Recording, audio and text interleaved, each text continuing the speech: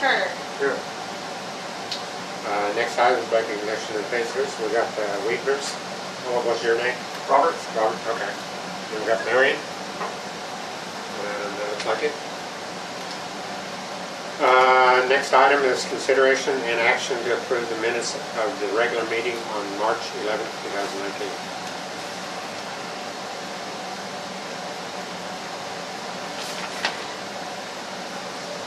I move that we approve the minutes. Okay. Second. The motion is second. Call the roll. Kinsey, Yes. Parker, Yes. Logston, Yes. Turner. Yes. Next item is item 5, the reports. Item 5A is City Council report. I'll just, don't have a whole lot right now, but there will be an item regarding the airport on the City Council agenda, and that is fuel purchase. It was over $25,000 has to have council approval. So when you see that, it's not that we're not going to buy fuel, it's just that our auditors are going to require that we have a council approval on any amount that exceeds $25,000, whether it's airport or anything else. Other than that, we wrapped up our financial retreat, our budget retreat on March 30th. I'd say it went pretty well. Glad Greg was there, and we're probably looking at approximately a $10 million budget for across all services in the city this year. We're conservatively projecting flat revenues. We've kind of overestimated revenues the past couple of years. While we've seen increases, we haven't seen as big of increases in revenue as what we budgeted, and that puts us in the kind of a poor position for planning our expenses. So I know Joe Don and all the department heads, Greg included, worked pretty diligently to get us numbers to look at when we were at the financial retreat, and so we're grateful for that. But we're going to have a pretty lengthy agenda next week when we have council meeting. They'll be swearing in of all the council members. None of them are new council members, but part of the procedural requirements, we'll have swearing-ins and whatnot for all that. I'm happy to try to answer any questions you may have. Questions? If not, we'll go on to the next item.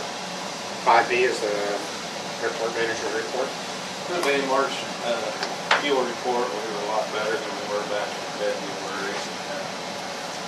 So the total was 1,585.6 gallons of gas, 6,167.98. We'll see a 405.1 gallon with the truck transfer. Actually, I put 400 on the truck, and then before Dale was here, we had to check the pump out here after they worked on it, so I put the 5.1 down and just did that as a sample, but it did actually go back in the truck. We sold 273 gallons off of the gas truck for a total of 1,114.59. We'll notice the highlighted part. The 9.9 gallons that I sold to Brandon Farney off the truck at the pump price, I did that because he came in for fuel when Boy Dale was working on it. And I was down, so I just did the pump price. We had a total of 2,350 gallons, total of 2,350 gallons I transferred from the pump to the Jet A truck. And then last month we sold 699 gallons of Jet A for a total price of $87.71.75. So we did sell some oil last month, $189.74 of that. For oil sales, $17.55 for the tax on the oil, and we didn't have any overnights on it last month. So we have a total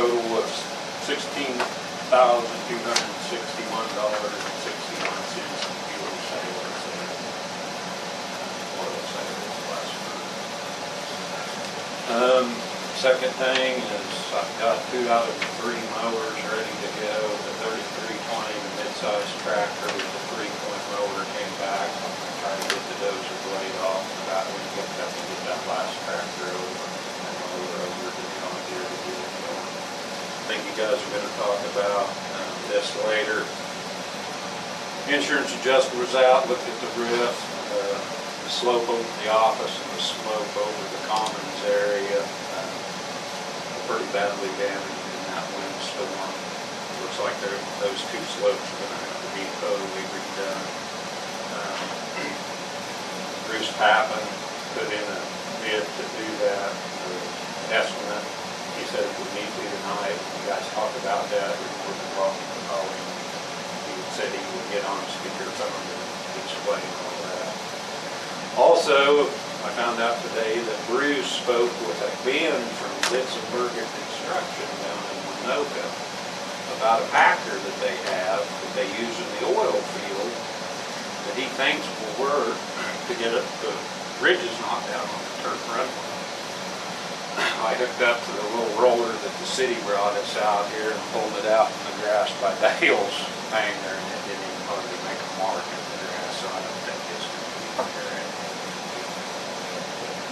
Anyway, I think Bruce gave this guy some information. He's supposed to come by and talk to me and go out there and I'll take him out and look. But it's, I think, $90 an hour, and he thinks he can do it probably in like a half a day of the long distance. I talked to Dale and Paul about this a little bit. When avgas gets so high to buy like it is now, I don't know, maybe if we ought to try to maybe cut back our profit margin a little bit to see if we can get more traffic in here. We don't make a whole lot on fuel sales anyway, but as the mayor said, I did talk with Joe Don today via email, went ahead and ordered 8,000 gallons of avgas today because I see the price just continuing to increase. It's increased for the last 3 weeks or so, but just afraid it's going to get even higher. So, had a few questions about the courtesy car and the usage on that. We do get people that fly in here. They want to use the courtesy car, but they come here and they don't buy any fuel, none at all. And then they take the car and they say they'll put fuel in it and don't. And to me, that's kind of it's almost like giving away a free service. I don't feel we can really put a gallon limit on a X amount of gallons when somebody flies in before they can use the car, because we're going to have people in a Citation or somebody in a 150 that wants to use it. But I'm wondering about maybe if they don't buy any fuel, to at least make sure that it's full of fuel when they come back. Or how often would you say that gets exploited? Not terribly often, maybe once every couple of months on the average, but it does happen, you know. And we were talking about cost saving stuff at the budget retreat, and when they drive the car all day and they haven't bought any fuel from us and burn a quarter tank of fuel in the car, then I'm just looking at cost saving measures. You know, I don't know, maybe a small nominal fee if they don't buy any fuel, or like I said, my thing is you have somebody comes in here in a Citation, you know, versus somebody that comes in here in a 150 Cessna. It's just something to think about, maybe talk about the next time. As the mayor said, I did go to the budget retreat.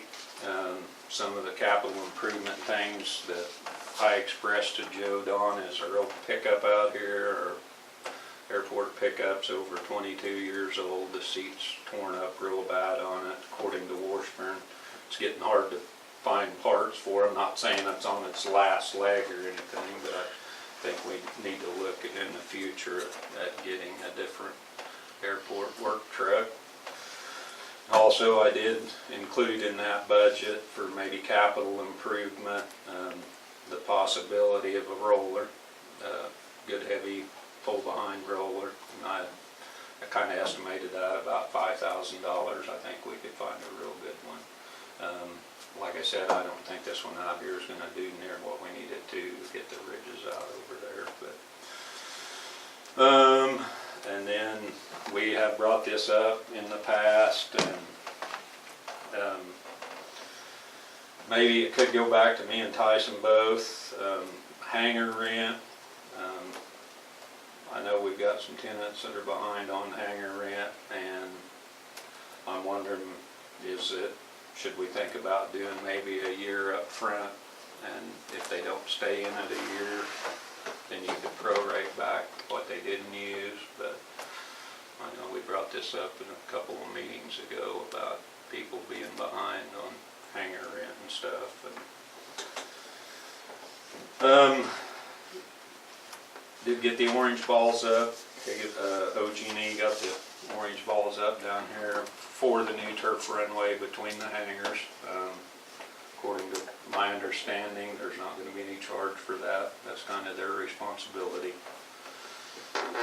And the last thing that I have is I did a little comparison of the avgas prices in our area right now. Blackwell, they're at $4.25 on their avgas. Enid's at $3.99 for self-service, $4.49 for full service. Ponca City, $3.90 for self-service, $4.20 for full service. Sundance is at $3.90, self-service $4.20 for full service. Fairview's at $4.50 across the board, and then Enid's at $3.99, Jet A, Ponca City's at $3.30, Sundance is at $3.40, Fairview's at $3.65. So I think we're real competitive with the other reports about our size in the area. So that is all I have, unless you gentlemen have some questions for me. So. If not, we'll go on. Thank you, David. Yep. Next item, presentation of upcoming air power fly-in. April is gone, so table that till next time, I guess. Same with item 7. Item 8, discussion and action to repair terminal roof in an amount not to exceed $8,928. So, I don't know if Joe prepped anybody for this, but looking through the board packet, looks like the insurance company's been out and did an adjustment on the roof, and we'll be expecting a payment of $5,088.92. So basically, we'd be looking at roughly $4,000 to come out to finish up what the adjuster didn't provide.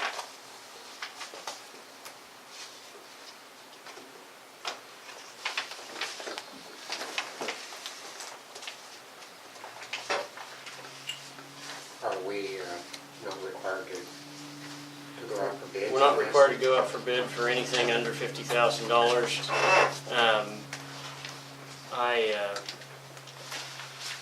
I was going to ask if we talked to any other contractors. That's all I know is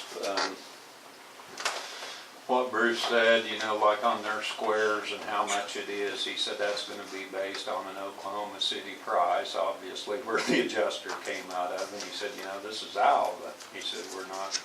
And he said they're quoting the cheapest shingle out there, and Bruce would go to the heavier shingle that is going to be a lot more wind resistant, where we're out here kind of on the tundra by ourselves. I mean, you know, nothing around to break the wind. If Bruce does it, it'll stay good and it'll stand by. I've had experience with some of the local roofers. We ended up getting Bruce to fix the leak that they didn't fix, so we got charged for it. Bruce does real good work, and he would be, He did my house before I bought it, and I haven't had any shingle damage in all the winds we've had. So I highly recommend Bruce. And he's been awfully good about keeping stuff fixed too, you know, the few times that we've had incidents. If I'm reading this quote right, it's about $1,100, $1,080 to upgrade to 300-pound impact resistant and 105 mile an hour wind resistance versus 230-pound and 60 mile an hour. well, It should, we could probably go back to OMAG and maybe get a little bit of an adjustment on our rates by having that higher quality roof too. I was surprised he showed me, I mean, I actually picked up one of each, and that heavier duty shingle is heavier duty by far compared to your standard 3-tab shingle. I think we'd be foolish to spend the money on the labor and put the cheaper shingles on. I agree.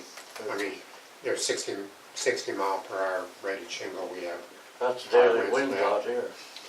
all the We time. hadn't sustained all of Yeah, that sustained all for the 2 time. days, so.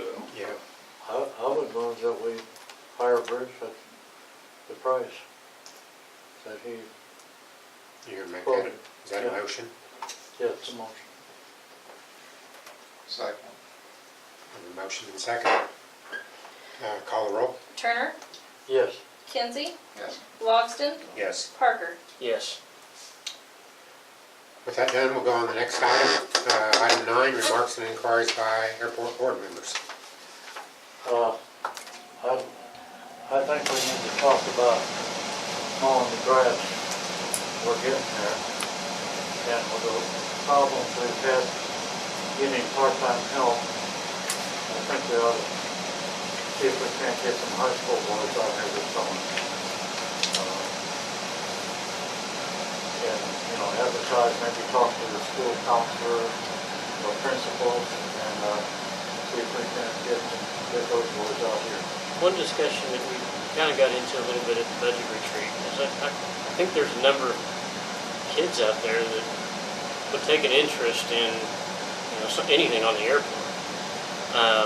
Whether that be driving a lawnmower or cleaning the terminal.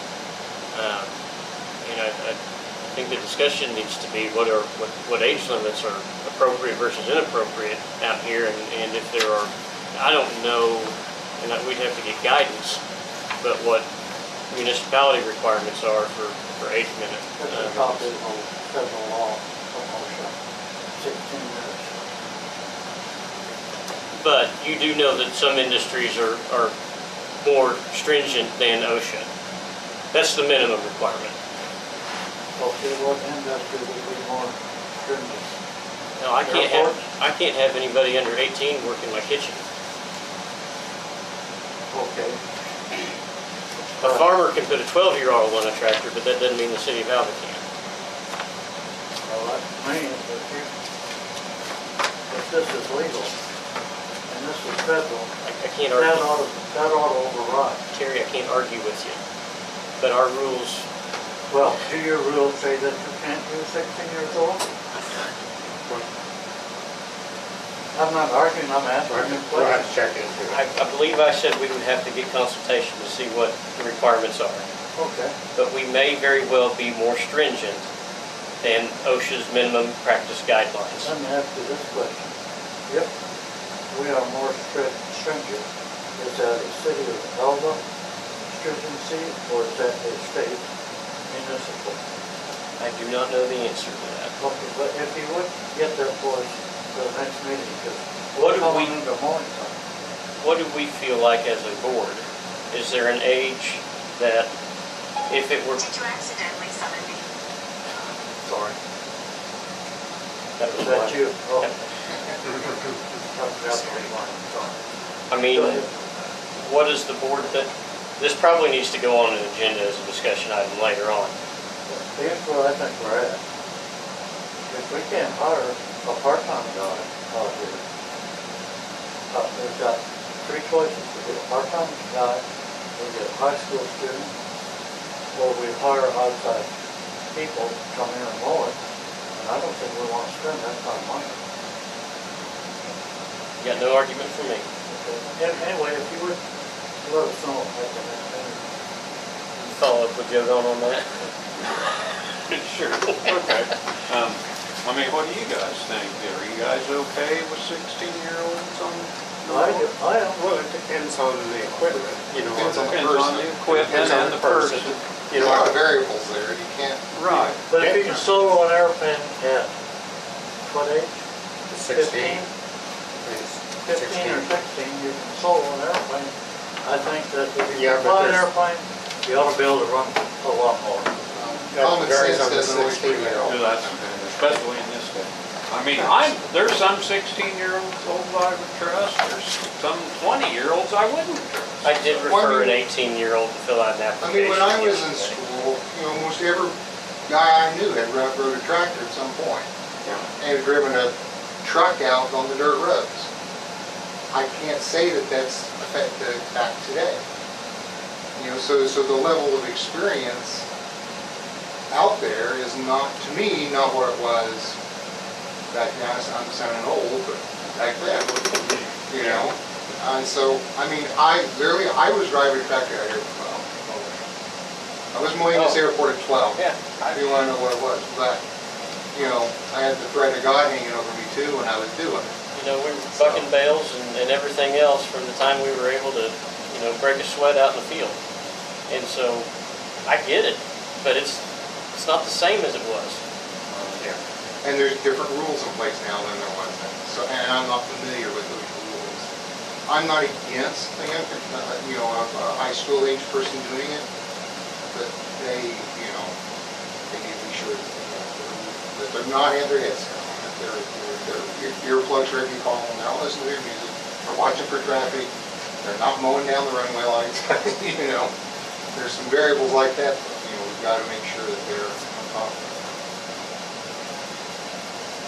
I would expect some kind of training and some type of documentation of that training before we put them out there, just to cover ourselves. Anyway, that's all I have. You got the fuel system upgrades done now? Pardon? The fuel system upgrades are complete. I'm still waiting on Floyd Dale on the 2 parts that are supposed to be here. He's told me last week or 2 that he thought they would be here. That's the only 2 things we're waiting on, is that drop tube and that sensor for out here so they can get over there and get it work. I'll get on, call him again tomorrow. I sent him an email last week or see where we're at on getting the parts. Do you know if Joe Don's been able to attend drawings, our drawings from Garber Terminal or CT? I don't believe so. They've not come across my desk yet. I was going to remark, kudos Greg. Paper did a great article on Greg and his interaction and others, with regard to the big firefighting, dump plane that was in. Have another one on Sunday? Another one on Sunday? On Sunday? No, Saturday. Same time, Yeah. too. So- We like to hear. Yeah. And He'll be I back. just think we can't get enough of that. I mean, it's all good publicity and appreciate the work you're doing to provide a great service. Thank you. How many gallons did he take Saturday? 192. We've got 2 more planes down there that they need to carry up. Yeah, at least 2 more. I'll take it. Yep. Okay. Any other comments from board members? If not, we'll go on to the next item, remarks and inquiries by citizens. Inquiries and remarks by citizens? Yeah, Citizen? yeah. Real quick, what was your fuel sales from the truck in March? How many bags, was it 170 or 270? See, 273 gallons. 273, what was your total? 1,114.59. Okay. So, my comment to the board was I was looking through the packet that was available to us on the counter. If I remember looking at it correctly, it looked like there was about a $200,000 excess of funds here to the airport. And I just want to make comments. I wasn't here the night that you all voted to increase the 20% upcharge on the fuel truck to make it full service. Although if we taxi up or come to the self-service pump, we get full service. And I'm going to kudos to Greg and the service he offers to us. But you as a board, I'm just going to challenge you like I have in the past. Do we want to be like every other airport in Oklahoma, or do we want to be better than every other airport in the county? I've made suggestions that if you have a $20 minimum fuel, that the fuel truck's the same as self-service. Dale was around here, Paul was around here when we bought that original old international truck, and that was strictly so they could take fuel to the hangars so guys would fly more. So I'm one of the hangar folks here that is unhappy with the new policy, and I just want to make that comment. I do enjoy the service Greg gives us here. It's great.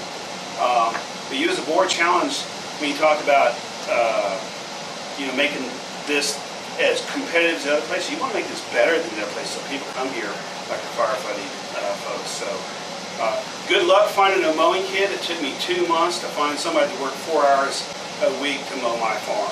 So good luck with that. We gotta try it. You got to try. I said Okay. good luck with it. There's none around. I will point out that $143,000 of that revenue is the grant that is part of that $220,000 that's, and actually that's just where we're at better than our budget. I understand that. We're not in the black. I mean, we're not in the red. That was my point. Okay. But we're not carrying $220,000 net income I either. understand. If that's it, then we'll adjourn.